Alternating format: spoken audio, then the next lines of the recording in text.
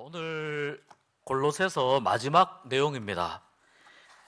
마지막 내용인데 이 바울의 편지의 특징 중에 하나가 마지막에 함께하는 사람들을 이렇게 언급합니다. 다른 성경에도 보면 이렇게 나오는데 골로새서가 바울의 서신이다 라고 하는 것을 확실하게 이야기하는 부분이 뭐냐면 18절입니다. 맨 마지막 절.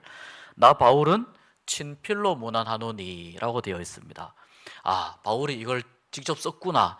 이때가 바울이 상당히 그 노년의 나이에 있을 때입니다. 건강도 좀 안 좋고 또 바울이 이제 그 여러 가지 좀 상황도 좋지 않은 상황에서 친필로 이 골로새서를 기록했다 이런 뜻이고, 또 한 가지 이 골로새서가 우리가 옥중서신이라고 이야기하잖아요. 에베소서, 빌립보서, 골로새서, 빌레몬서, 이 네 가지가 옥중서신인데 여기 18절에 보면 내가 메인 것을 생각하라. 바울이 지금 묶여 있다는 거거든요. 여기에서 이제 묶여 있다는 거는 좀 중의적인 의미가 됩니다. 하나는 복음에 묶여 있다 이런 의미도 되지만, 또 하나는 실제적으로 내가 지금 가택 연금 상태라든지 아니면 이게 아마 그 로마에 있는, 지금 로마에서 이렇게 감금된 상황에 있는 걸로 알고 있고, 그런데 주위에 바울을 도와주는 사람들이 많이 있는데 그 중에 몇 사람들을 언급하면서 골로새 교회와의 관계 속에서 바울이 이야기하고자 하는 중요한 그 신학적인 메시지와 복음의 내용들을 중간중간에 넣어서 마지막 이 골로새서 4장 말씀을 정리하고 있습니다. 그 내용을 살펴보려고 하는데, 그래서 제목을요 믿음의 동력자들이라고 정했습니다. 믿음의 동력자라고 했는데 한 명이 아니더라고요. 보니까 여러 인물들이 나와서 믿음의 동력자들이라고 이 말씀을 우리가 이해를 하면 좋을 것 같습니다. 제일 처음 나오는 인물이 누구냐면 두기고입니다. 이 두기고는 지금 바울은 로마에 있고 바울이 쓴 편지를 골로새 교회에까지 전달을 해야 되는데, 바울이 이 두기고와 9절에 나오는 오네시모 두 사람에게 이 편지를 들려서 골로새 교회로 전달하게 했습니다. 당시에 교통이 발달하지 않았습니다. 바울도 뭐 그 큰 배도 아니고 작은 배를 가지고 바다에서 그 전도 여행 이렇게 쭉 다니고, 또 이쪽 그 소아시아 이쪽 지역 가보신 분들 아시겠지만 지형이 굉장히 험합니다. 굉장히 험한데 그런 지형을 이렇게 걸어 다니면서 그렇게 이제 복음을 전하던 그런 시절이거든요. 그러니까 편지를 쓰긴 썼는데 이 편지를 전달하려고 하니까 아무나 보낼 수가 없는 거예요. 그 중에 가장 신실한 사람, 바울이 믿을 만한 사람을 편지를 들려가지고 보내는 거죠. 그래서 로마에서 골로새로 편지를 보내기 위해서 가장 유능하고 가장 믿음직하고 가장 신실한 사람이 누구냐라고 봤더니 두기고와 오네시모가 있어요. 여러분이 오네시모는 골로새 교회 출신인데 오네시모하고 관련된 편지가 또 하나 있어요. 그게 뭐냐면 요 다음번에 나오는 빌레몬서예요. 오네시모는 사실 빌레몬서도 들고 같이 간 걸로 추측할 수 있습니다. 왜냐하면 빌레몬에게 가는 편지거든요. 빌레몬에게 가는 편지를 오네시모가 들고 가는데, 그 빌레몬이 어느 교회 소속이냐면 골로새 교회의 교인입니다. 그러니까 골로새 교회에 편지를 보내면서 두기고와 오네시모를 같이 이 골로새 교회 쪽으로 보내는 겁니다.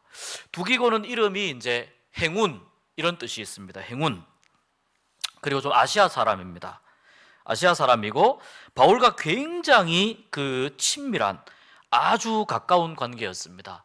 바울의 3번의 그 전도 여행 중에서 한 3차 전도 여행부터 바울과 같이 다니고요. 그리고 로마에서의 그 생활할 때까지 바울과 계속해서 같이 보냅니다. 그러니까 누구보다도 지금 현재 바울이 처해 있는 상황을 가장 잘 아는 사람이 두기고입니다. 그래서 이 두기고를 골로새 교회에 보내서 바울이 지금 이제 어떤 상황입니다.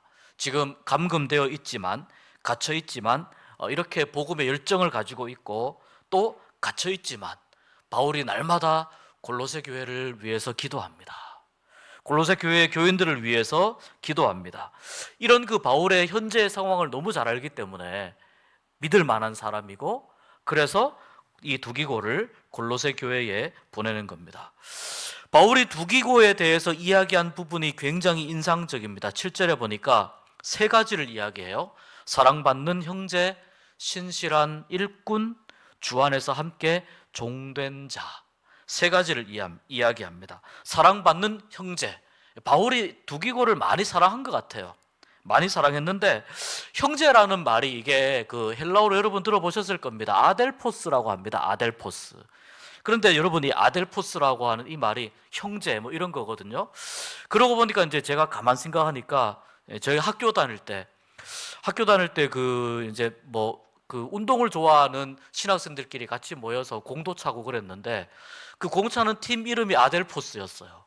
그래가지고 저는 거기 못 끼었는데, 아무튼 저는 다른 팀에 끼었는데 이렇게 같이 함께 공차면서 우리는 형제 뭐 이러면서 이제 공차한 것 같아요. 아델포스. 갑자기 그 생각이 납니다. 근데 아델포스가 이게 굉장히 그 어감이 좋잖아요. 그런데 이게 어떤 의미냐면은 사실은 이게 그 같다라는 뜻의 같다라는 뜻의 아와 그 다음에 어머니의 자궁을 뜻하는 텔휘스가 붙은 말이에요. 어머니의 자궁을 뜻하는 단어와 같다라는 말이 붙어서 아델포스가 되었어요. 그래, 형제는 뭐냐? 같은 어머니에게서 난 사람, 이런 의미죠. 같은 어머니에게서 태어난 사람. 오늘 보면 근데 이 바울은 지금 두기고와 어머니가 같은 사람은 아니잖아요. 그런데 이 의미를, 같은 어머니에게서 난 사람이라고 하는 이 의미를 지금 두기고에게 쓰고 있거든요. 이게 무슨 말이냐면, 주님 안에서, 내가 두기고를 어떻게 생각하냐면은 주님 안에서 같은 믿음을 가진 형제와 같은 사람, 같은 어머니와 비슷한 의미로서 같은 믿음을 가진, 같은 주님 안에서 같은 믿음을 가진, 같은 주님을 믿는 사람으로서의 그런 의미에서 형제와 같은 사람, 이런 의미가 이 안에 있는 거예요. 기가 막히지 않습니까? 바울이 두기고를 얼마나 깊이 생각하는지 이 형제라고 하는 말, 사랑받는 형제, 이 말 속에 잘 나옵니다. 두기고를 생각할 때 바울은 매우 가까운 사람, 자기의 마음을 이해하고 털어놓을 수 있는 그런 사람이었다. 그런데 바울과 두기고가 무엇을 매개로 이렇게 가까운 사이가 되어 있느냐, 이게 중요한 거거든요. 같은 복음 안에서 형제가 된 거예요. 같은 복음 안에서. 우리가 교회 안에서 보통 우리 교단 같은 경우는 좀 직분을 많이 이야기합니다만, 또 이제 이 직분에 대해서 약간 너무 좀 직분을 이야기하는 게 고리타분하다, 이렇게 생각하는 교회들도 있어요. 자, 그런 교회에서는 어떻게 이야기하느냐, 형제님, 자매님 이렇게 이야기한단 말이죠. 형제님, 자매님. 그 말 속에는 어떤 의미가 있냐면, 우리가 같은 복음 안에서 태어난, 복음으로 인해서 새 생명을 얻은 형제와 자매 같은, 아델포스 같은 관계입니다. 이런 의미가 있습니다. 교회 안에서 함께 신앙생활을 한다는 것은 그런 의미가 담겨 있는 거예요. 한 복음, 한 주님 안에서 우리가 형제와 같은 사이입니다. 여러분 한번 생각해 보시면 좋겠습니다. 나에게 두기고와 같은 사람은 누구일까? 내가 누군가에게 나에 관한 이야기를 좀 해야 되는데, 내가 직접 이야기하기는 좀 어렵고 곤란한 상황이 있어요. 그런데 나에 관한 이야기를 좀 솔직하게 누군가가 가서 좀 해줘야 되는데, 그럴 때 생각나는 두기고와 같은 사람이 여러분에게는 누가 있습니까? 나에게 사랑받는 형제 자매 같은 아델포스라고 이야기할 수 있는 그런 두기고가 여러분에겐 누가 있습니까? 저는 바라기는 우리 교회 안에서 나의 이런 상황이나 여건이나 이런 걸 하나님의 사랑과 은혜 안에서 함께 공유하면서 나에 관해서 허심탄회하게 기탄 없이 이야기해 줄 수 있는 그런 두기고가 우리 교회 안에 있었으면 좋겠습니다. 우리 교회 안에서 그런 두기고와 같은 사람들이 많이 만나지게 되면 그런 사람, 나에게 있어서 두기고는 누구누구 집사님이야, 누구누구 권사님이야, 누구누구 장로님이야, 이런 생각을 할 수 있는 두기고가 우리 안에서 많아지면 우리 공동체가 정말 귀하고 아름다운 공동체가 되지 않을까, 그런 생각을 해봅니다. 바울은 감옥에 갇혀 있지만 두기고가 너무나 큰 힘이 된 거예요. 사실 바울 혼자서 이 어마어마한 이 선교 사역을 감당했다라고 보기에 좀 어려운 측면이 있습니다. 바울이 워낙 이 지필 활동에 탁월했고 신학적으로 워낙 걸출한 인물이었기 때문에 바울이 많이 썼습니다. 그러나 바울이 이렇게 선교 활동, 복음 활동, 교회를 세우는 이러한 사역을 감당하는 데 있어서는 두기고와 같은, 옆에서 그의 마음을 알아주고 이해해주는 이런 두기고와 같은 사람이 옆에서 힘이 되어 주었기 때문에 이 사역이 가능했던 거죠. 우리 교회에 두기고가 많아졌으면 좋겠습니다.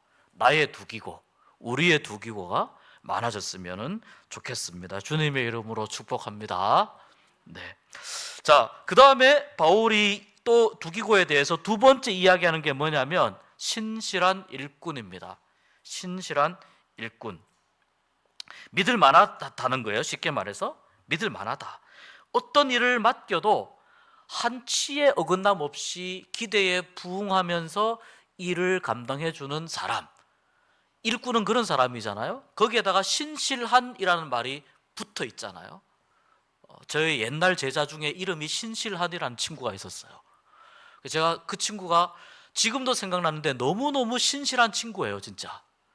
그래서 그 친구는 신실한 일꾼이다, 저는 그렇게 생각하는데, 근데 이렇게 두기고가 신실한 일꾼이었다는 거예요. 그냥 일꾼이 아니고 신실한 일꾼. 하나님이 우리를 보실 때 정말 우리 교회 안에 누구누구 정말 신실한 일꾼이다, 또 이것이 얼마나 큰 칭찬과 또 얼마나 큰 격려가 될지 모른다는 생각이 듭니다. 세 번째, 주 안에서 함께 된 종이라고 이야기합니다. 주 안에서 함께 종되었다라고 이야기합니다. 매우 가까우면서 동시에 주 안에서, 주님 안에서 함께 복음의 종, 주님의 종과 같은, 주님의 일꾼과 같은 모습으로 함께 섬기는 사람이 누구냐? 두기고였다. 그래서 8절에 보면은 보세요. 8절, 내가 그를, 두기고를 특별히 너희에게 보내는 것은 너희로 우리 사정을 알게 하고 너희 마음을 위로하게 하려 함이라. 아마도 골로새 교회의 교인들은 첫 번째, 바울이 어려운 상황에 있다는 것을 들으면서도 마음이 좀 힘들었을 겁니다. 또 한 가지는 골로새 교회가 많이 어려웠습니다. 위로가 많이 필요한데 두기고를 보내는 이유가 두 가지입니다. 하나는 바울의 상황을 자세히 이야기하는 겁니다. 비록 바울이 어려운 상황 속에 있지만, 그러나 여러분, 바울은 믿음으로 이겨내고 있습니다. 견뎌내고 있습니다. 여러분도 믿음으로 이겨내십시오. 이런 격려를 하기 위함이고, 또 하나는 여러분이 처해 있는 그 상황 가운데에 바울은 이러이러한 마음을 가지고 여러분을 위로하고자 합니다. 하나님의 은혜와 하나님의 사랑으로 복음 안에서 여러분을 위로하고자 하는 마음이 있습니다. 이것을 가장 잘 전달할 수 있었던 사람이 바로 두기고여서, 그래서 8절에 이러한 목적을 가지고 두기고를 보냅니다. 그런데 두기고와 이제 동행해서 보내는 사람이 누구냐면 오네시모죠. 오네시모는 유용한 사람이라는 뜻이에요. 꼭 필요한 사람, 이런 뜻입니다. 이 오네시모도 보면은 신실하고 사랑을 받는 형제라고 되어 있어요. 신실하고 사랑을 받는 형제. 네, 말씀드린 대로 이 오네시모는 요 다음번 책에 나오는 에필골몬이잖아요. 골로새서 다음에 빌레몬서, 이렇게 되는데 에필골몬, 그러니까 이 빌레몬서와 이 같은 빌레몬서 안에 나오는 그 오네시모와 같은 사람이에요. 말씀드린 대로 이 오네시모는 원래는 이 골로새 교회의 빌레몬의 종이었어요. 빌레몬의 종이었는데 빌레몬에게 큰 피해를 입히고 종이었는데 도망을 갑니다. 이때는 자기의 이름처럼 유익한 사람이 아니었죠. 빌레몬으로부터 멀리 어디로 도망을 갔느냐? 로마로 갔어요. 마침 로마에서 바울을 만납니다. 바울을 만나서 바울에게서 복음을 듣고 완전히 새로운 사람이 되어서 회개하고 새로운 사람이 되어서 바울의 사역에 굉장히 도움이 되는 사람이 되었습니다. 말 그대로 그의 이름처럼 아주 바울에게 유익한 사람이 되었습니다. 그래서 두기고에 대해서도 그런 말을 하지만 오네시모도 바울이 믿을 수 있는 사람이었기 때문에 신실하고 사랑을 받는 형제. 여러분 오네시모가 골로새를 떠날 때는 좀 안 좋았을 겁니다. 도망치듯이 떠났기 때문에 안 좋았을 겁니다. 그런데 지금 오네시모는 매우 믿을 만한 매우 유익한 사람이 되어서 편지를 가지고 여러분에게 돌아갑니다. 당시에 도망친 노예는 잡히면 죽게 됩니다. 그런데 바울은 이 오네시모를 다시 빌레몬에게, 원래 주인이었던 사람에게 다시 돌려보내려고 합니다. 돌려보내면서 그냥 단순하게 이 오네시모가 종이다 이런 개념으로 돌려보내는 것이 아니고, 돌려보내면서 오네시모는 나의 형제요 또 나의 믿음의 아들이다 이렇게 이야기합니다. 이 부분에 있어서 많은 학자들이 이 오네시모에 대해서 바울이 이야기한 이 부분, 그때는 노예나 종을 하나의 소유물로 여겼기 때문에 종을 죽이는 것은 굉장히 우습게 여기거든요. 그런데 지금 바울은 오네시모를 형제로 여기고 오네시모를 아들과 같은 사람으로, 매우 유용한 사람으로 이야기하면서 빌레몬에게 돌려보내면서 오네시모를 좀 받아다오라고 부탁하거든요. 좀 받아다오, 오네시모를 용서해다오. 왜냐하면 그가 완전히 새 사람이 되었기 때문에 용서해다오. 그 당시에 종을 소유물로 여기던 그 시절에 바울은 그 종의 신분이었던 사람을 하나의 인격체로 대하고 있는 거예요. 지금 이것이 무엇 때문에 가능하냐면은 복음 때문에 가능한 거예요. 비록 사회적으로는 좀 무시당할 수 있고 어려운 상황 속에 있는 사람이지만 그 사람이 복음 안에서 새로워지게 되면 하나님께서 사용하시기에 매우 신실한 하나님의 일꾼이 될 수 있다. 이것을 바울이 오네시모를 보내면서 이야기하고 싶은 겁니다. 그래서 이 바울이 오네시모를 대하는 이 모습들을 보면서 학자들이 이렇게 이야기합니다. 아마도 이 부분을 보면서 바울이 가지고 있는 복음의 참된 의미가 무엇인지에 대해서 많은 사람들이 깨닫게 되었을 것이다. 그래서 이 하인이라든지 노예에 대한 사람들의 생각을 굉장히 많이 바꾸는 중요한 역할을 했을 것이다 라고 그렇게 이야기합니다. 물론 이 노예제도가 그렇다고 해서 거기에서 완전히 노예제도가 뒤바뀌진 않습니다. 그거는 이 사회의 구조적인 면이, 사회의 구조가 바뀌어야 되기 때문인데 그건 좀 쉽지 않아요. 왜냐하면 사회의 구조가 바뀌기 위해서는 이게 굉장히 많은 것들이 무르익어야 되거든요. 어떤 특별한 계기와 때가 이루어져야지 사회의 구조가 바뀌거든요. 한 개인이 바꾸고 싶다고 해서 쉽게 바꿀 수 있는 게 아닙니다. 그러나 노예제도가 그대로 이어졌지만 사람들의 마음속에는 하나님 안에서는 노예도 뭐구나? 존귀한 사람이구나. 이런 생각을 그리스도인들로부터 하게 하는 그런 아주 중요한 영향을 미쳤다라고 볼 수 있습니다. 그리고 이 오네시모를 이제 한 형제이기 때문에 빌레몬에게 보내면서도 형제로 받아달라고 부탁합니다. 바울이 또 오네시모를 굳이 골로새 교회에 보낸 이유가 있어요. 오네시모가 로마에서 바울 옆에 있으면은 바울에게 도움이 많이 됩니다. 여러 가지 많은 부분들을 도와주기 때문에. 그런데 바울은 오네시모가 골로새 교회에 가서 쉽게 말해서 결자 해지를 해야 된다고 생각을 한 거예요.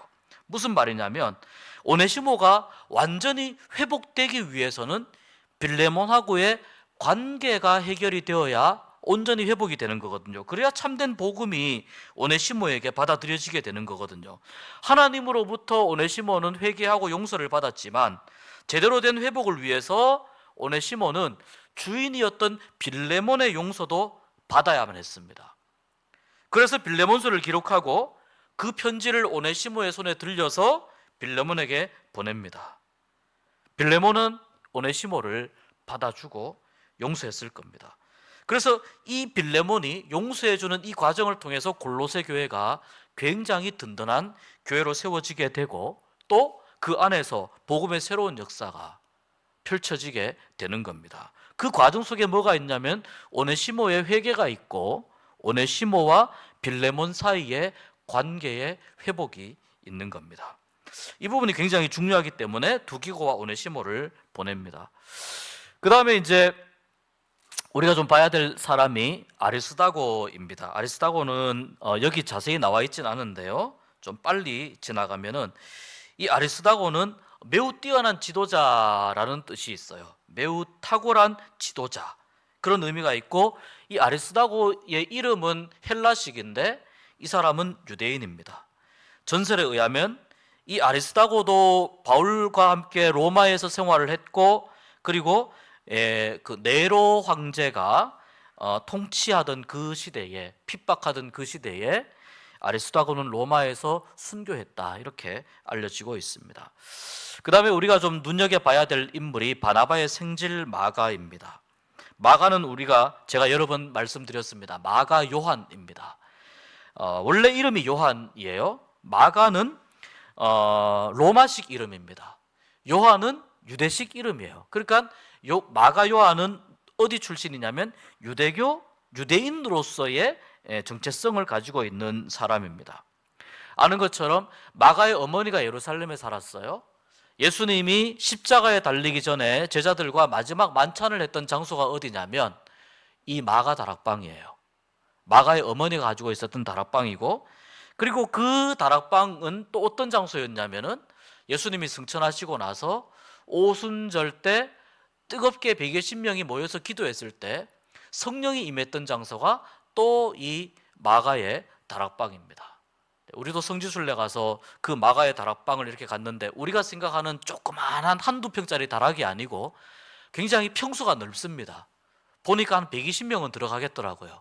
상당히 넓은 평수에 사람들이 군데군데 이렇게 앉아서 기도하는 모습을 보았는데 그 건물의 중심이었던 사람이 마가입니다. 그런데 우리가 아는 것처럼 마가가 바울이 1차 전도 여행하고 2차 전도 여행을 할 때 이 2차 전도 여행을 하면서 마가 때문에 바울과 바나바가 싸우게 됩니다. 왜냐하면 1차 전도 여행 때 마가가 이 전도 여행을 마무리하지 않고 그냥 거기에서 이탈했기 때문에 바울은 마가가 이제 함량 미달이라고 생각한 겁니다. 근데 바나바는 자기 조카니까 데리고 갔으면 좋겠는 거예요. 두 번째 전도 여행할 때. 근데 이미 바울은 마가는 자격이 안 된다, 이렇게 해서 마가 때문에 바울과 바나바가 대판 싸우고 한판 한 다음에 바울은 실라를 데리고 따로, 바나바는 마가를 데리고 구브로로 가버립니다. 이렇게 해서 끝이 나면 초대교회에서 가장 중요한 문서 중인 하나인 마가복음이 완성이 안 돼요. 여기에서 바나바가 아는 것처럼 삼촌으로서 또 마가에게 어른으로서 마가를 잘 위로해주고, 또 마가가 여기에서 좌절하지 않고 다시 복음의 사역자로 일어서도록 바나바가 많은 도움을 줍니다. 그리고 이 마가는요, 자 보세요, 바울과 관련이 돼 있죠, 바나바와 관련이 돼 있죠. 그 다음 또 누구하고 관련이 돼 있냐면 베드로와 아주 가까웠어요.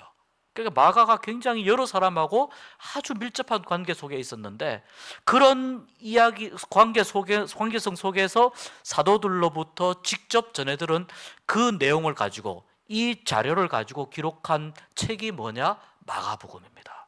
이것이 마가복음입니다. 이렇게 마가에 대해서 좀 정리를 할 수 있는데, 자, 그런데 이 마가에 대해서 바울은 굉장히 안 좋은 생각을 가지고 있었는데, 그런데 오늘 말씀을 보니까 이 마가에 대해서 너희가 명을 받았음에 그가 이르거든 영접하라, 이제 이렇게 이야기합니다.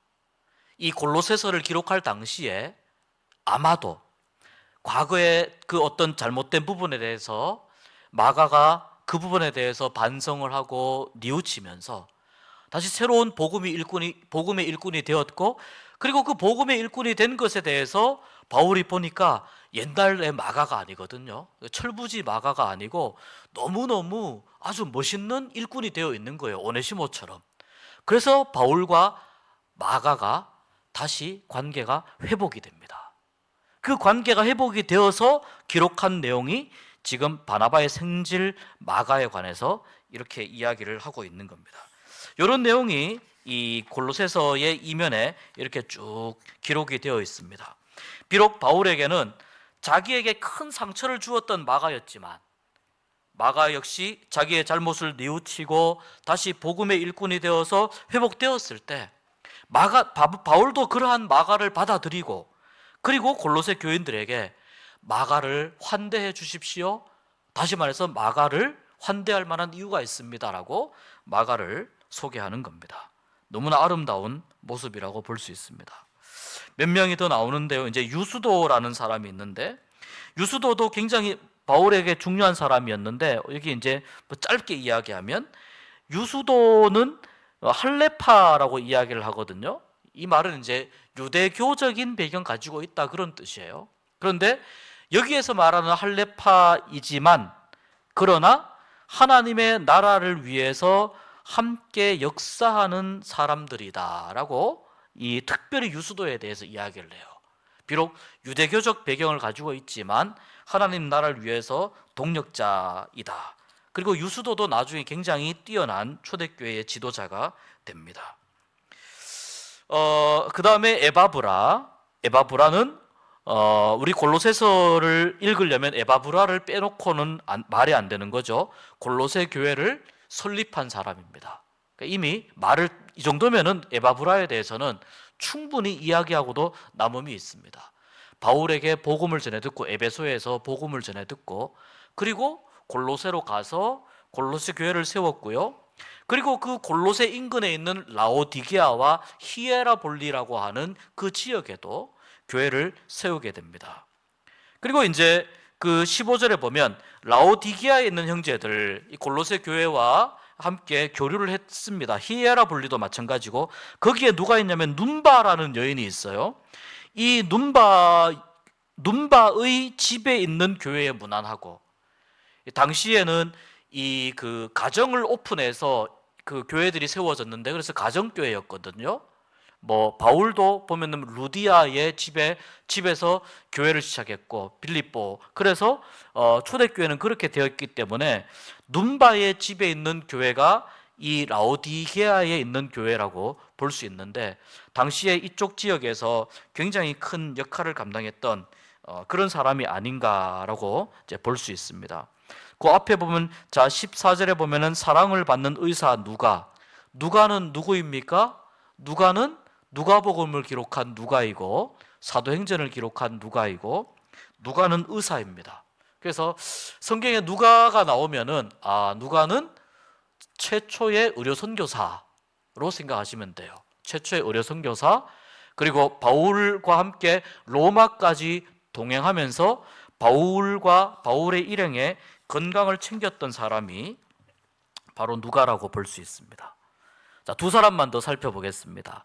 데마라는 사람이 나옵니다. 누가에 대해서는 또 나중에 우리가 좀 공부할 기회가 있을 것 같고요.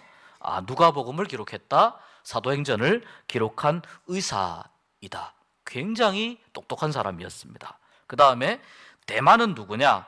데마는 많이 나오진 않는데, 여기에서는 이 데마는 바울의 동력자로 소개되고 있는데, 나중에 데마는 디모데후서에 가면 세상을 사랑하여 나를 버리고 데살로니가로 갔다고 기록을 해요.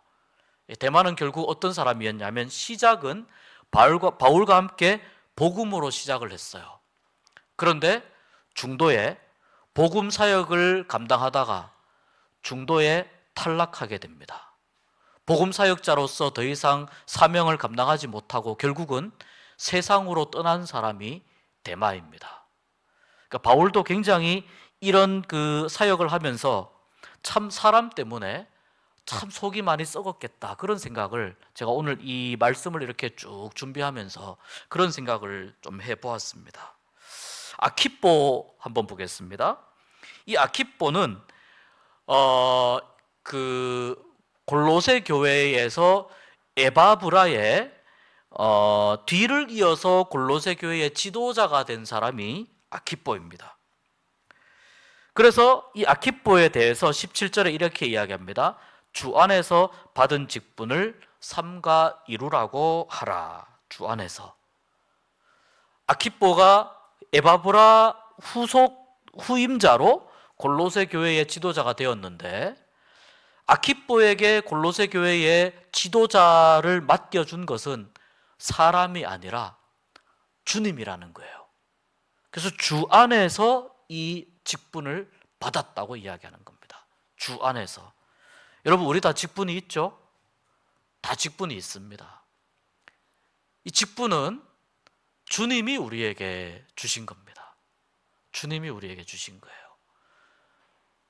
내가 내 마음대로 된 게 아니고, 사람이 나에게 맡긴 게 아니고, 어떤 과정을 통해서였든지 간에 우리가 직분을 가지고 있다는 것은 주님이 우리에게 주신 거예요. 그 직분을 하나님이 우리에게 주셨을 때에는 이 직분으로 인해서 하나님이 무언가를 하고 싶으신 거예요. 그래서 여기 보세요. 17절에 받은 직분을 삼가 이루라고 하라. 이 편지는 골로새 교회의 지도자인 아키포에게 보내지 않습니다. 골로새 교회의 교인들에게 보냅니다. 왜 그럴까요? 골로새 교회의 교인들에게 보내면서 여러분에게 여러분의 지도자 아키포가 있지 않습니까? 여러분은 에바브라로부터 복음을 들었으나 이제 여러분은 아키포의 신앙의 지도를 받습니다. 그런데 여러분, 아키포가 여러분의 지도자가 된 것은 주님이 하신 일입니다. 이것을 믿고 받아들이고 인정하는 것이 굉장히 중요합니다. 이것을 모든 골로새 교회의 교인들에게 다 이야기하기 위해서 골로새 교회의 교인들이 이 편지를 다 읽었으면 좋겠다고 하는 마음에서 수신자를 아키포에게로 하지 않고 골로새 교회의 모든 교인들에게 한 거예요. 아주 치밀한 이 바울을 통해서 역사하시는 하나님의 역사하심을 우리가 이 믿음의 동력자들 이 이름들을 보면서 우리가 확인할 수가 있습니다. 오늘 말씀을 좀 정리를 해보겠습니다. 믿음의 동력자들이 되기 위해서 우리가 몇 가지 생각해야 될 요소들이 있습니다. 첫 번째는요, 바울은 그 편지를 쓰면서 이렇게 믿음의 동력자들을 많이 언급을 해요. 선교 여행, 교회를 세우는데, 복음 사역을 감당하는데 도움이 되었던 사람들을 많이 언급을 해요. 무슨 뜻이냐면은 복음 사역이 이루어지기 위해서는 혼자 할 수 없다는 걸 바울이 이 다양한 편지들을 통해서 이야기하는 거예요. 교회가 바로 세워지는 것도 마찬가지예요. 교회가 바로 세워지는 것도 믿음의 동력자들이 함께 해야 되는 거예요. 그러니까 함께라는 말이 굉장히 중요하거든요. 함께 해야 되는 겁니다. 같이 해야 되는 겁니다. 그래서 여러분, 우리도 어떤 생각이 필요하냐면 우리도 전부 다 믿음의 동력자다. 덕신제일교회를 든든히 세워가는 믿음의 동력자가 누구냐? 우리다. 누가 우리를 믿음의 동력자로 이렇게 엮어주셨냐, 불러주셨냐? 하나님이 불러주셨다. 우리가 이 마음을 가지고 우리 교회를 바라보는 그런 마음이 필요합니다. 그런 시각이 필요합니다. 바울의 글을 통해서 우리가 하나님의 마음을 좀 이해할 수가 있습니다. 그럼 믿음의 동력자들은 하나님이 주신 직분입니다. 그래서 교회의 유익이 되도록 이 직분을 사용해야 됩니다. 개인의 이익이나 개인의 명예를 위해서 직분을 이용하면 안 된다는 것을 우리가 좀 기억을 했으면 좋겠습니다. 때로 믿음의 동력자들은 실수하기도 하고 실패하기도 합니다. 오늘 말씀에 보면 오네시모가 그런 사람이었고, 마가가 그런 사람이었고, 데마가 그런 사람이었습니다. 근데 여러분, 실수하고 실패했을 때 그 일들을 다시 뉘우치고 하나님께로 돌아온 사람은 하나님께서 그 사람을 여전히 신실한 일꾼으로 받아주십니다. 그런데 데마처럼 세상으로 완전히 가게 되면 회복할 길이 없는 거예요. 누구나 다 실수를 할 수 있습니다. 하나님은 한때 실수와 또 잘못을 했다 하더라도 그것을 뉘우치고 회개하고 하나님 품으로 돌아오면 하나님은 더 큰 사랑으로 품어서 더 귀한 그릇으로 쓰시는 분이 누구냐? 우리 하나님이신 줄 믿습니다. 하나님의 은혜와 사랑이에요. 우리가 아주 연약하잖아요. 한 대 때리면은 깨질 것 같고, 사실 우리가 말 한마디에 마음이 막 무너지고 이러거든요. 눈빛 한 번에 마음이 무너지고 막 이런단 말이죠. 분위기 좀 이상하면 내가 뭐 잘못했나? 연약하기 때문입니다. 우리가 너무 연약한데, 이런 존재라고 하는 사실을 하나님이 잘 아십니다. 우리가 잘못할 수 있다는 것도 하나님이 아십니다. 실수할 수 있다는 것도 하나님이 아십니다. 그런데 여러분, 만약에 한때 잘못하고 실수한 것이 있더라도 그 실패한 자리에 주저앉아서 영원히 쓰러져 있는 것은 하나님이 원하시는 것이 아닙니다. 하나님은 그 실패 때문에, 실수 때문에, 잘못 때문에 포기하고 절망하고 주저앉아서 쓰러져 있기를 원하시는 것이 아니고, 오히려 그 실패와 실수와 잘못 때문에 하나님을 더 붙잡기를 원하세요. 하나님께로 더 다가오기를 원하세요. 집 나온 탕자가 아버지의 집으로 돌아가는 것처럼 회개하는 마음으로 하나님 품에 돌아와서 안기기를 원하신다는 거예요. 그래서 여러분, 회개는 뭐냐면은 막 옛날에 그랬잖아요. 옛날에 부흥회 할 때 회개하세요 막 이랬잖아요. 그죠? 옛날 부흥 강사들 많이 했단 말이에요. 그런데 정말 회개의 기능은 뭐냐면은 내가 하나님 앞에서 회개하면 내 마음이 정말 시원해지고 평안해져요. 정말 마음이 시원해지고 평안해져요. 그게 무슨 뜻이냐면 하나님이 내 회개를 받으셨구나, 이런 걸 내가 느끼게 된다는 겁니다. 그래서 돌아온 이 아들을 품에 안아주는 아버지처럼 하나님은 그런 분이시라는 거예요. 품에 안아주는 아버지처럼 하나님 품에 안겼을 때, 하나님 품에 내가 회복되기를 원하는 마음으로 달려가서 안겼을 때 하나님은 오네시모처럼, 마가처럼 다시 일어서서 더 귀한 걸음을 걸을 수 있도록 인도하여 주시는 분인 줄 믿습니다. 잘못 때문에 여러분 좌절하거나 넘어지거나 거기 주저앉거나, 이것은 하나님이 원하시는 것이 아니고 사탄의 계략입니다. 너 잘못했으니까 자빠져 있어, 너는 회복되기는 글렀어. 이건 하나님이 주시는 마음이 아닙니다. 다시 돌아오기를 원하시는 마음 꼭 기억하셨으면 좋겠습니다. 그리고 오늘 이 말씀 가운데 보면은 바울과 함께하는 사람들이 많이 나옵니다. 바울은 당시에 감금 상태, 갇혀있는 상태입니다. 갇혀있는 상태에서 함께하는 사람들은 어떤 사람들이었냐면, 바울과 함께 자발적으로 그 감금 생활을 함께, 그 감금 생활의 고통을 함께 나누는 사람들이었어요. 이게 바울로 하여금 바울의 사역을 계속해서 힘있게 갈 수 있도록 그렇게 이끌어준 큰 힘입니다. 두기고가 그런 사람이었고요. 또 10절에 그렇게 나옵니다. 나와 함께 갇힌 아리스다고. 아리스다고는 정말 바울과 함께 감금 생활, 그 고통을 함께 나눈 사람이었습니다. 즐거움도 기쁨도 슬픔도 아픔도 같이 나눌 수 있어야 공동체입니다. 만약에 즐겁고 좋은 것만 나눌 수 있다면 반쪽짜리 공동체입니다. 아프고 슬프고 힘들고 괴로운 일, 그런 일들을 나누라고 하나님이 교회를 만들어 놓으셨고, 그런 일들을 나누라고 하나님이 복음 안에서 우리를 불러주신 거거든요. 그걸 나눌 수 없다면 무언가 다시 하나님의 뜻을 무언가 우리에게 있어 부족한 것이 무엇인지 한번 찾아보아야 됩니다. 공동체는 본질적으로 그런 거예요. 하나님이 주인이 되시는 공동체는 그 안에서 아프고 슬픈 것들이 나누어지면서 회복되고 치유되는 역사가 일어날 수밖에 없는 곳이 교회이고 공동체입니다. 그러한 역사가 나타나는 것, 하나님의 은혜를 나누고 또 하나님의 은혜를 나누면서 힘겨운 모습들이 회복되고 같이 세워지는 것, 이것이 바로 교회의 본질적인 모습이라고 볼 수 있습니다. 이러한 교회 안에서 이러한 그 일들이 일어날 때 교회가 정말 든든히 세워지고 하나님의 기쁨이 되고 영광을 드러내게 됩니다. 여러분, 우리가 전도하는 거 참 중요합니다. 밖에 나가서 전도지 100장, 1000장, 10,000장 돌리는 거 정말 중요합니다. 그것보다 더 중요한 게 뭔지 아십니까? 더 중요한 거는 교회 안에서 우리가 서로 믿음의 동력자가 되는 거예요. 교회 안에서 우리가 서로 하나님 안에서 사랑받는 형제 자매를 고백할 수 있는 곳이 되는 거예요. 교회 안에서 우리가 서로 행복을 나누는 곳이 되는 거예요.